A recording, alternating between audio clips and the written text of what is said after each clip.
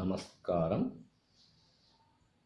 నా పేరు D Sivareddy, lecturer in commerce, MALD government arts and science college, Gadwal, Jogulamba Gadwal district. ఈరోజు మనం నేర్చుకోవాల్సిన అంశం కంపెనీ న్యాయశాస్త్రంలో కంపెనీ పరిసమాప్తి గురించి తెలపడం జరుగుతుంది.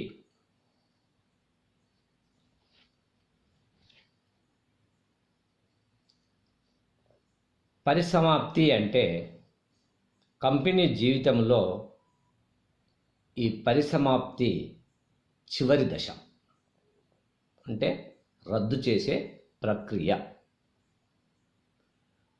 కంపెనీకి సంబంధించిన ఆస్తులన్నీ కూడా అమ్మివేసి వాటితో వసూలైన మొత్తంని రుణదాతలకు, డిబెంచర్దారులకు, మిగతా అప్పులు ఉన్న ఎవరికైనా కానీ చెల్లింపు చేసి మిగులు మొత్తం వాటాదారులు వారి యొక్క లాభ నిష్పత్తిలో కానీ లేకపోతే అనుపాత నిష్పత్తిలో కానీ పంచుకోవడం జరుగుతుంది.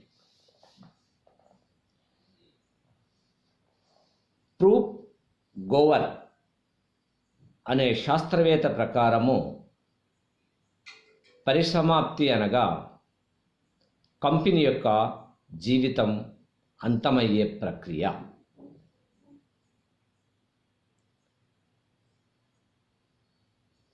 తర్వాత అనేక కారణాల వల్ల కంపెనీ పరిసమాప్తి జరగవచ్చు.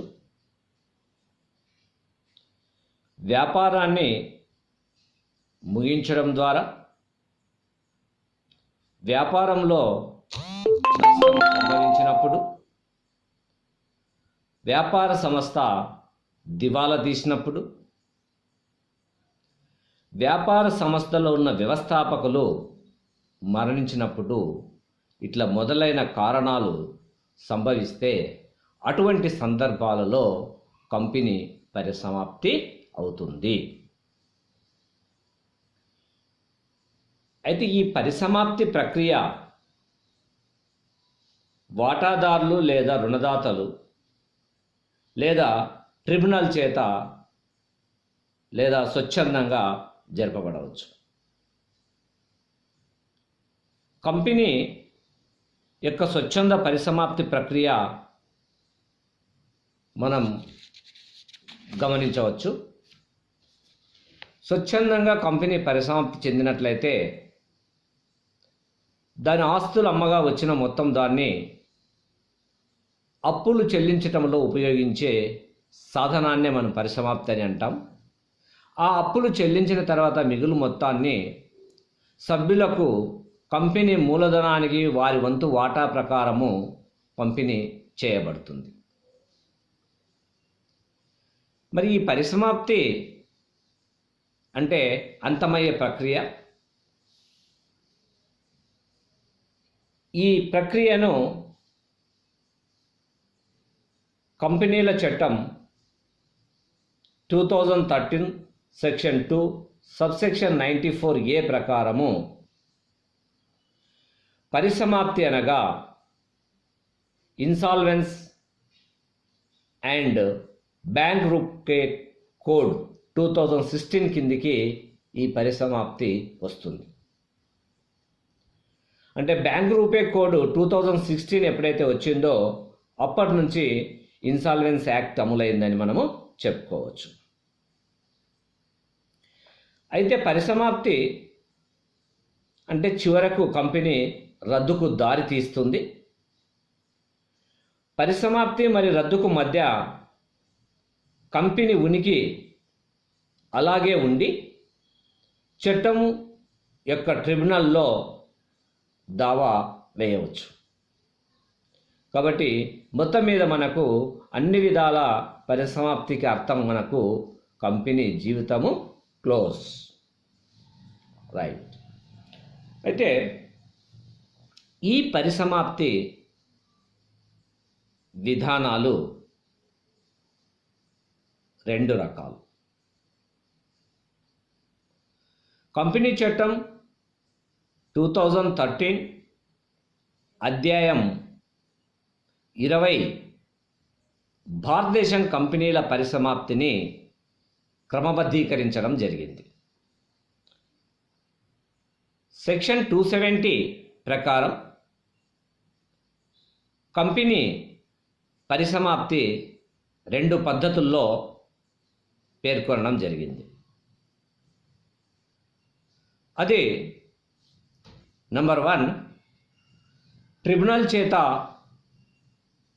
రద్దు కావడం, అంటే జాతీయ కంపెనీ లా ట్రిబ్యునల్ చేత రద్దు కావడం. రెండోది స్వచ్ఛందంగా రద్దు చేయడం. ఈ రెండు విధానాలు కూడా కంపెనీ పరిసమాప్తి నిబంధనలకు లోబడి ప్రత్యేక చట్టాలకు ఆధారంగా తీసుకొని ఆ చట్టాల నియమ నిబంధనలను వర్తింపచేస్తూ కంపెనీల చట్టం 270 ప్రకారం అన్ని విధాలా కూడా పాటిస్తూ కంపెనీని పరిసమాప్తి చేస్తాయి. నవంబర్ 15, 2016 నుండి insolvency and bankruptcy code 2016 section 255 అమలు చేయడం జరిగింది. దీనికి అనుగుణంగా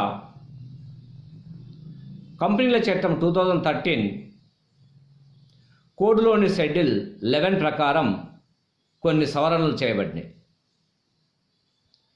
ఈ 11 షెడ్యూల్ కంపెనీల చట్టం 2013కు కొత్త సెక్షన్ 2 సబ్సెక్షన్ 94Aను చేరుస్తూ పరిసమాప్తికి అమలు చేయడం జరుగుతుంటుంది. అయితే ఈ బ్యాంక్రప్ట్సీ కోడ్ నిర్వచనం ప్రకారం కంపెనీల చట్టం 2013తో పాటు 2016 కోడ్ నిబంధనల ప్రకారం కూడా కంపెనీ పరిసమాప్తం చేయడం జరుగుతుంది. తర్వాత కంపెనీ చట్టం 2013 నుంచి స్వచ్ఛంద పరిసమాప్తి చేయవచ్చు. అంటే చెల్లింపులు చేయలేని ఆసక్తత ఆధారంగా పరిసమాప్తి యొక్క నిబంధనలను తొలగించి ఈ కోడ్ను చేర్చడం జరిగింది. ట్రిబ్యునల్ చేత కంపెనీ పరిసమాప్తి ఏ విధంగా చెందుతుంది? పరిసమాప్తి ట్రిబ్యునల్ చేత చెందవచ్చు, అంటే జాతీయ కంపెనీ లా ట్రిబ్యునల్ ప్రకారం చెందవచ్చు, స్వచ్ఛందంగా కూడా చెప్పవచ్చు అని చెందవచ్చు అని రెండు విధాలుగా చెప్పాను. కాబట్టి ఫస్ట్ ట్రిబ్యునల్ కంపెనీని ఏ విధంగా పరిసమాప్తి చేస్తుందో మనం తెలుసుకుందాం. పరిసమాప్తి ఆదేశం కొరకు అభ్యర్థన రూపంలో జాతీయ కమిషన్ లా ట్రిబ్యునల్కు దరఖాస్తు చేసుకోవడం ద్వారా ప్రక్రియను మనము ప్రారంభించవచ్చు.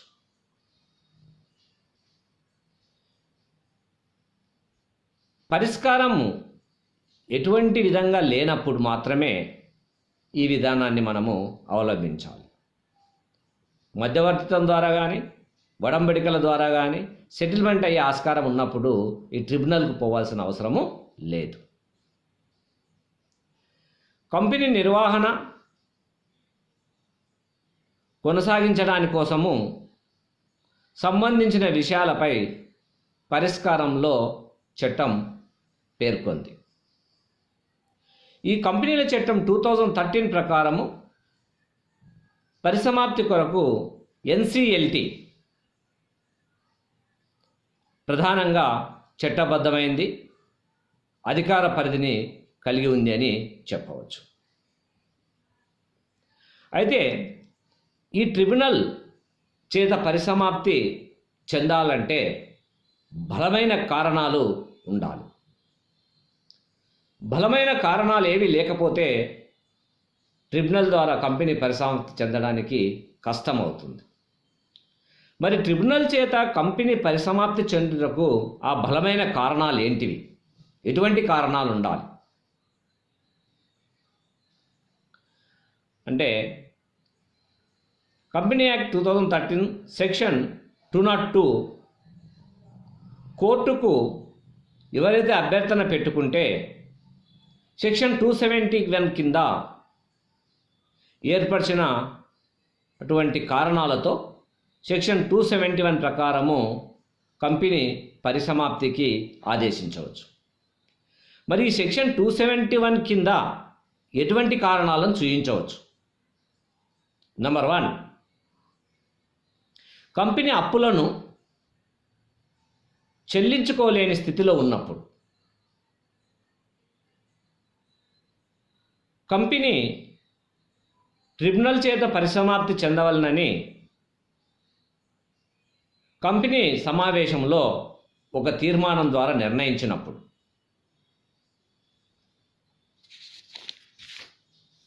భారతదేశం యొక్క సార్వభౌమత్వానికి, సమగ్రతకు, దేశ భద్రతకు, విదేశాలతో స్నేహ సంబంధాలకు, ప్రజా పరిపాలనకు నైతిక భంగం వాటిల్లే విధంగా కంపెనీ వ్యవహరించినప్పుడు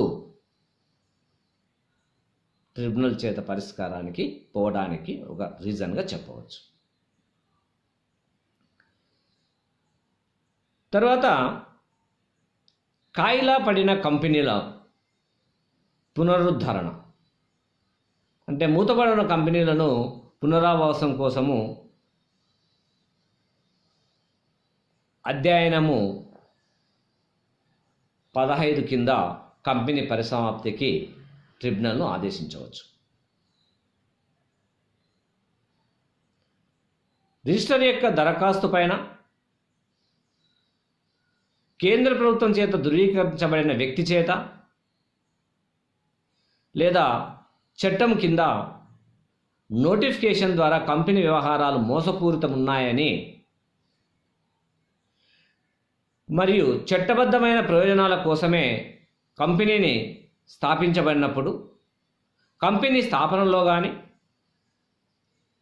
కంపెనీ వ్యాపార నిర్వహణలో కానీ, కంపెనీలోని సభ్యులు అంటే వ్యక్తులు మోసపూరితంగా, దుర్వినియోగంగా, దుష్ప్రచార నేరం కింద ఉన్నారని భావించినప్పుడు ట్రిబ్యునల్ను మనము ఆశ్రయించవచ్చు.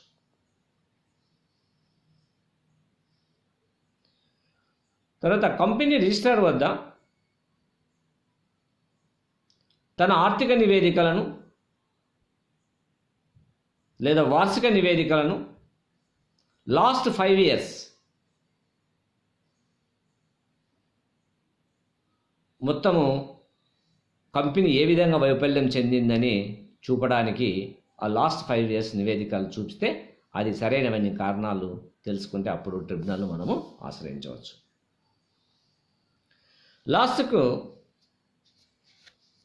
కంపెనీ పరిసమాప్తి చేయడమే న్యాయమని ట్రిబ్యునల్ భావించినప్పుడు, ఇటువంటి కారణాలు మనకు అగుపడినప్పుడు మాత్రమే కంపెనీ పరిసమాప్తి ట్రిబ్యునల్ ద్వారా చేయడానికి ఆస్కారము ఉంటుంది.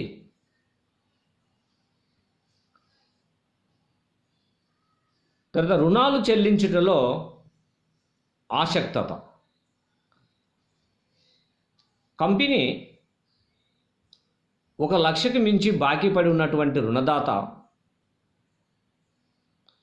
రిజిస్టర్ పోస్ట్ ద్వారా కానీ ఇంకొక విధంగా ఏ విధంగానైనా కానీ కంపెనీ రిజిస్టర్ ఆఫీస్కు చెల్లింపునకై నోటీసు జారీ చేసినప్పుడు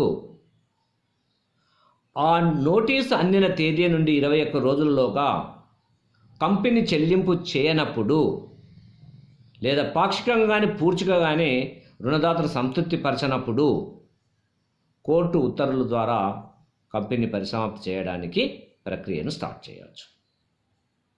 అప్పుడు అది ట్రిబ్యునల్ నిర్ధారణ కిందికి వస్తుంటుంది. అంటే కంపెనీల చట్టం 2013 సెక్షన్ 271 సబ్సెక్షన్ 2 ప్రకారం కంపెనీ తన పనులను ఇంకా చేయలేదు అని భావించినప్పుడు ట్రిబ్యునల్ కంపెనీని పరిసమాప్తి చేయవచ్చు. మరి ఈ కంపెనీ పరిసమాప్తికి ఎవరెవరు దరఖాస్తు చేసుకోవాలి? జనరల్గా కంపెనీ యాక్ట్ 2013 సెక్షన్ 272 ప్రకారం కంపెనీ పరిసమాప్తి కొరకు ఏ వ్యక్తులైనా దరఖాస్తు చేసుకోవచ్చు. కానీ కంపెనీలో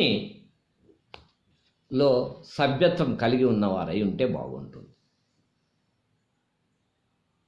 సరే, జనరల్గా మనము పరిసమాప్తికి కంపెనీ స్వయంగా దరఖాస్తు చేసుకోవచ్చు. రెండవది, భావి రుణదాత కూడా పరిసమాప్తి కోసము తన రుణం చెల్లించకపోతే దరఖాస్తు చేసుకోవచ్చు. కంపెనీలో ఏ చందాదారుడైనా కూడా కంపెనీ పరిసమాప్తి కోసము అప్లికేషన్ పెట్టుకోవచ్చు.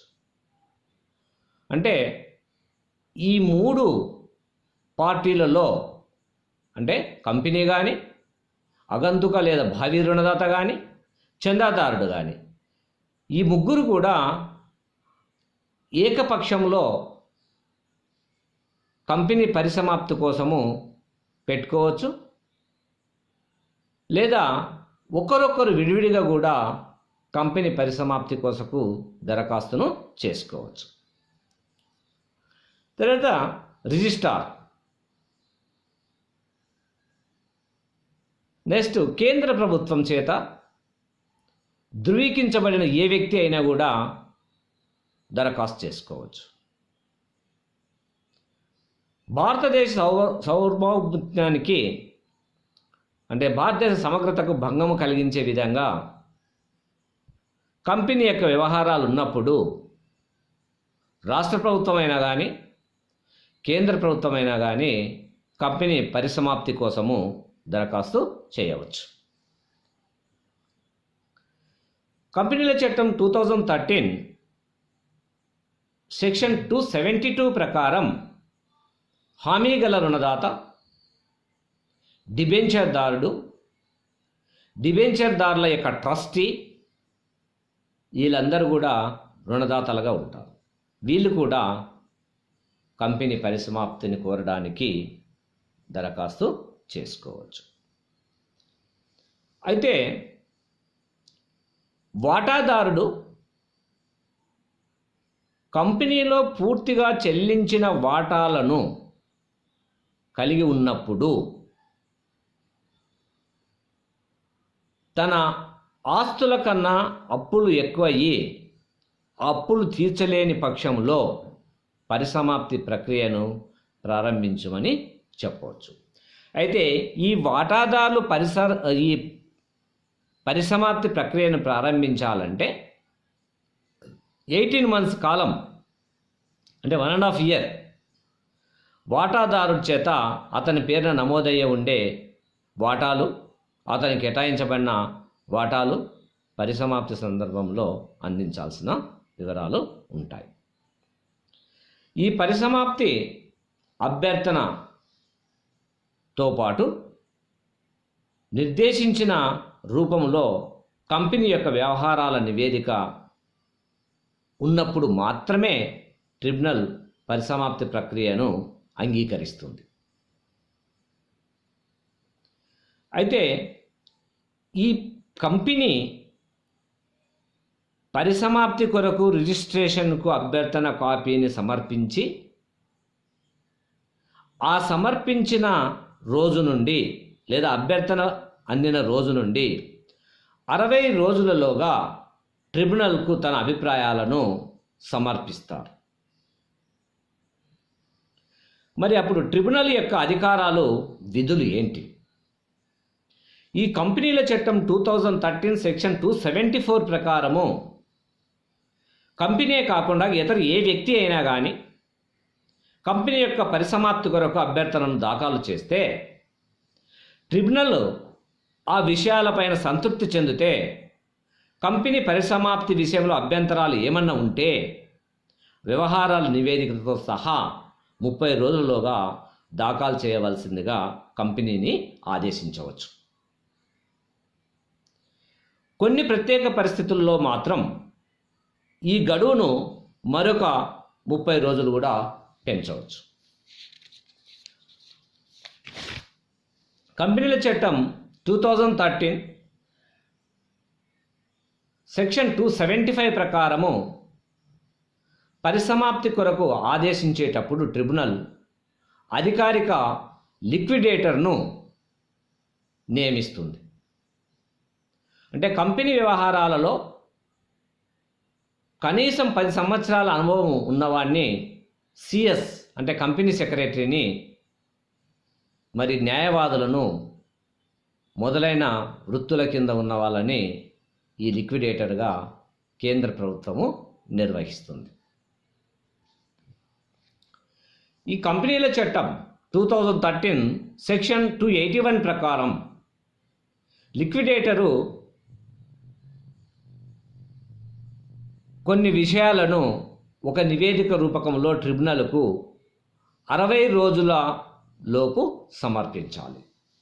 మరి ఈ లిక్విడేటరు 60 రోజుల్లో సమర్పించేటివి ఏంటివి అంటే కంపెనీ యొక్క విలువ, కంపెనీ నెలకొని ఉన్న స్థలము, కంపెనీ యొక్క స్వభావము, వాటాలు జారీ చేయబడినవి, చెల్లించిన మూలధనము, కంపెనీ పరిస్థితి ఏ పరిస్థితిలో ఉంది, కంపెనీకి అగంతుక రుణదాతలు ఎంతమంది ఉన్నారు, వారి యొక్క పేర్లు, వాళ్ళ యొక్క అడ్రస్లు, తర్వాత కంపెనీకి మొత్తం బాకీ ఉన్నటువంటి రుణాలు, వాళ్ళ యొక్క పేర్లు, చిరునామాల వివరాలతో సహా చందాదారుల జాబితా కూడా తయారు చేసి కంపెనీ యొక్క ట్రేడ్ మార్కును, మేధో సంపత్తిని, కంపెనీ యొక్క ఆస్తుల యొక్క ఒప్పందాలు ఏమైనా ఉంటే ఆ ఒప్పందాలను, ఉడి భాగస్తులు, ఉమ్మడి భాగస్తులు ఎవరైనా ఉంటే వాళ్ళను, హోల్డింగ్ కంపెనీ, సబ్సిడరీ కంపెనీలు ఏమైనా ఉంటే వాటి వివరాలు, కంపెనీ చేత కంపెనీ పైన దాఖలు చేయబడిన చట్టపరమైన కేసుల వివరాలు, నిర్దేశించబడిన విషయాలన్నీ కూడా ట్రిబ్యునల్కు ఈ లిక్విడేటరు సమాచారాన్ని అందించాలి. అంటే ఈ సమాచారము మ్యాక్సిమంగా కంపెనీల చట్టం 2013 281 ప్రకారము లిక్విడేటరు ట్రిబ్యునల్కు 60 డేస్ లోపల సమర్పించాలి. ఇది కంపెనీ యొక్క పరిసమాప్తి ట్రిబ్యునల్ చేత ఏ విధంగా కొనసాగుతుంది. నెక్స్ట్ వన్, కంపెనీ స్వచ్ఛంద పరిసమాప్తి. అంటే కోర్టు ప్రమేయం లేకుండా సభ్యుల చేత కానీ రుణదారుల చేత కానీ పరిసమాప్తి స్వచ్ఛందంగా చేసుకుంటే దాన్ని స్వచ్ఛంద పరిసమాప్తి అని అంటారు. అంటే ఇట్లా స్వచ్ఛంద పరిసమాప్తి జరిగేటప్పుడు కోర్టులను ఆశ్రయించాల్సిన అవసరం లేదు. సభ్యులు, రుణదాతలు వారి యొక్క వ్యవహారాలను పరిష్కరించడం కొరకు స్వేచ్ఛగా ఒక చోట కలిసి సెక్షన్ 484 ప్రకారము కొన్ని కంపెనీ యొక్క షరతులతో కూడుకొని స్వచ్ఛందంగా పరిసమాప్తి చేసుకోవచ్చు. నియమావళిలో పేర్కొన్న విషయాలన్నింటినీ కూడా సంఘటిత భావంతో పరిశీలించి కంపెనీ నియమావళి ప్రకారము కంపెనీ పరిసమాప్తి చేసుకోవాల్సిన అవసరము ఉంటుంది. ఈ పరిసమాప్తి చేసుకోవడానికి సాధారణ సమావేశం ఏర్పాటు చేసి సాధారణ సమావేశంలో తీర్మానం తీసుకొని ఈ కంపెనీ పరిసమాప్తి కోసము జారీని ఇష్యూ చేయాలి. స్వచ్ఛందంగా పరిసమాప్తి చెందవలనని ఒక ప్రత్యేక తీర్మానం ద్వారా కంపెనీ నిర్ణయించాలి. ఆ విధంగా స్వచ్ఛంద పరిసమాప్తిలో రకాలు ఉంటాయి. సభ్యులు స్వచ్ఛంద పరిసమాప్తి లేదా రుణదాతల పరిసమాప్తి, వీళ్ళిద్దరు కూడా లిక్విడేటర్ను నియమించుకోవాలి. లిక్విడేటరు వ్యవహారాలన్నీ కూడా సాధారణ సమావేశంలో వెళ్ళిపుచ్చడం జరుగుతుంటుంది సెక్షన్ 490 ప్రకారం. అప్పుడు డైరెక్టర్ల బోర్డు అధికారాలను నిలుపుదల చేస్తారు. ఎప్పుడైతే లిక్విడేటర్ నియమించినామంటే బోర్డు అధికారాలన్నీ అంతమైనట్లనే సెక్షన్ 491 ప్రకారం. అయితే లిక్విడేటర్ కార్యాలయంలో ఖాళీలను భర్తీ చేసే అధికారము సెక్షన్ 492కు ఉంటుంది. అంటే లిక్విడేటర్ను నియమించాలంటే కనీసం నోటీస్ ఇవ్వాలి. ఈ లిక్విడేటర్ నియామకం సంబంధించి నోటీసు 10 days లోపు రిజిస్ట్రార్కు అందచేయాలి. ఒకవేళ రుణదాతల సమావేశాన్ని ఏర్పాటు చేసే విధి ఉన్నట్లయితే దివాలా సందర్భంలో రుణదాతల సమావేశాన్ని ఏర్పాటు చేసుకొని సెక్షన్ 495 ప్రకారము లిక్విడేటర్ను ఏర్పరచుకోవాలి. తర్వాత సంవత్సరము చివరన ఒక సాధారణ సమావేశం ఏర్పాటు చేసుకోవాలి. అంటే పరిసమాప్తి ప్రక్రియ 1 సంవత్సరం పట్టవచ్చు, ఎక్కువ కాలం కూడా కొనసాగవచ్చు. మరి ఎక్కువ కాలం కొనసాగినట్లయితే లిక్విడేటర్ను మాత్రము మొదటి సంవత్సరము నుంచి చివరి సంవత్సరం దాకా పనిచేసే ఒప్పందం మీద వాడిని ఏర్పాటు చేసుకోవాలి. తర్వాత చివరి సమావేశము రద్దు చేయబడతాయి.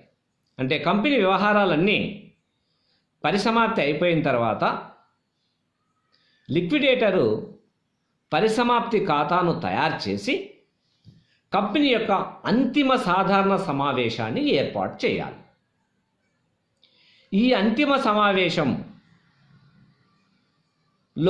అన్ని విషయాలు వివరంగా చర్చించి క్లుప్తీకరించి సమావేశం ముగిసిన వారం లోపల ఖాతా యొక్క కాపీని, సమావేశం యొక్క నివేదికను రిజిస్ట్రార్కు సమర్పించాలి. అదేవిధంగా ఒక అధికారిక లిక్విడేటర్ కూడా పంపాలి. అధికారిక లిక్విడేటర్ కంపెనీ యొక్క పుస్తకాలను,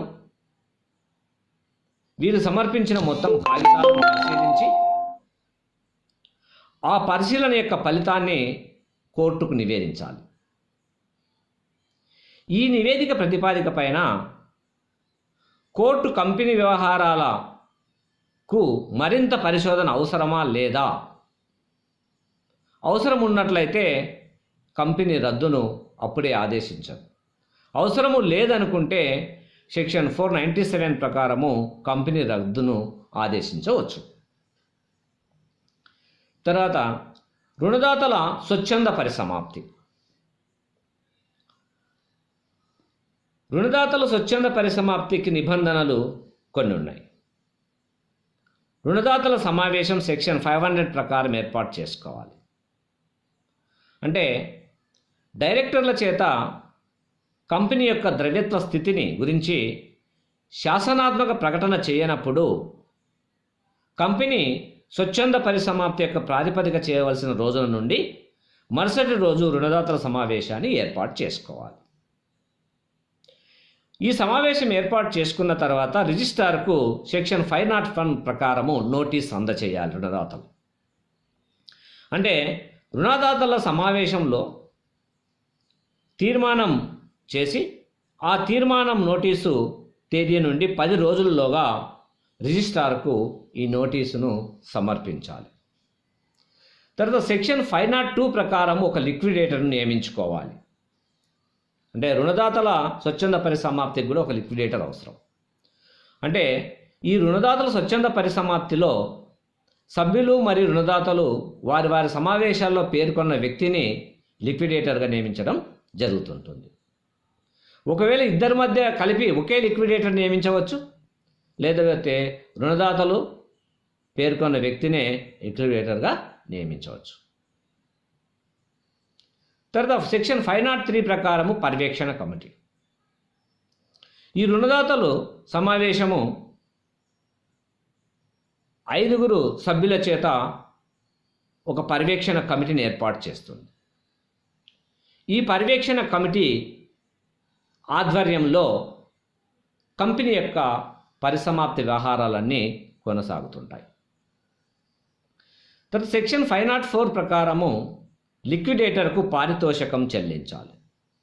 ఈ పారితోషికము వాళ్ళు మాట్లాడుకున్న విధి ప్రకారము ఎంత ఉంటే అంత చెల్లింపు చేయాలి. తర్వాత నిలుపుదలకు బోర్డు అధికారాలు సెక్షన్ 506 ప్రకారం ఉంటాయి. అంటే లిక్విడేటర్ నియామకంతో పాటు బోర్డు అధికారాలు అంతమవుతారు. అంటే వాళ్ళ పని ఇంకా ఉండదు, మొత్తం లిక్విడేటరే చూసుకోవాలి. తర్వాత లిక్విడేటర్ కార్యాలయంలో ఏమైనా ఖాళీలు ఉంటే సెక్షన్ 506 ప్రకారము సాధారణ సమావేశం పెట్టి దాని ద్వారా భర్తీ చేయాలి. ప్రతి సంవత్సరం చివర సమావేశాన్ని సెక్షన్ 508 ప్రకారం ఏర్పరచుకొని లిక్విడేటరు 1 సంవత్సరమా 2 సంవత్సరాల లేదా 3 సంవత్సరాల ప్రతి సంవత్సరం ఇట్లా సాధారణ సమావేశాన్ని ఏర్పాటు చేస్తూ వివరాలు తెలుపుతుండాలి.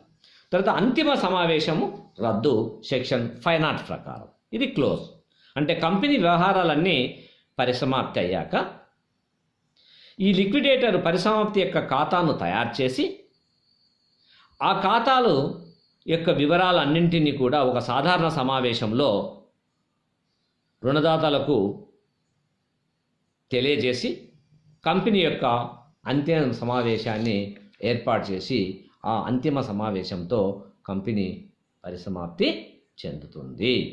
ఇట్లా కంపెనీ మనకు స్వచ్ఛందంగా లేక రుణదాతల చేత లేదా ట్రిబ్యునల్ చేత పరిసమాప్తి చెందవచ్చు. తర్వాత కంపెనీ యొక్క నిర్బంధ పరిసమాప్తి అంటే కోర్టు యొక్క ఆదేశం చేత కంపెనీ పరిసమాప్తి జరిగినట్లయితే దాన్ని నిర్బంధ పరిసమాప్తి అంటారు. ఇది సెక్షన్ 433 ప్రకారము జరుగుతుంది. అంటే పరిసమాప్తి కొరకు అభ్యర్థులు తమ ప్రాతిపదికలను కోర్టుకు ఇవ్వాల్సి ఉంటుంది. కోర్టు అప్పుడు ఆదేశిస్తుంది. పరిసమాప్తి కొరకు అప్పుడు కోర్టు కొన్ని నియమ నిబంధనలను వర్తింపజేస్తుంది. అంటే పరిసమాప్తి కొరకు ప్రత్యేక తీర్మానం ఒకటి జారీ చేస్తుంది. తర్వాత శాసనాత్మక సమావేశాన్ని నిర్వహించడంలో కంపెనీలు వైఫల్యం జరిగినట్లయితే ఆ శాసనాత్మక నివేదికను కూడా ఒకటి కోర్టుకు సమర్పించాలి. వ్యాపారాన్ని ప్రారంభించటకు వైఫల్యం జరిగినట్లయితే అది ఏ విధంగా వైఫల్యం జరిగింది, దానికి కారణాలు ఏంటివి, దాని ఉద్దేశం ఏంటివి అన్ని అధికారాలు తెలియచేయాలి. తర్వాత సభ్యత్వంలో తగ్గుదల ఏర్పడినప్పుడు, సభ్యులలో ఎవరైనా మరణించినప్పుడు, సభ్యులలో ఎవరైనా అకారణంగా మరణం చెందినప్పుడు కూడా ఆ విషయాలను తెలుపుతూ కంపెనీల సంఖ్యను గురించి తెలియచేయాలి. అప్పులను చెల్లించుటలో ఆసక్తత ఉండటం అంటే ఇష్టం లేకపోవటం,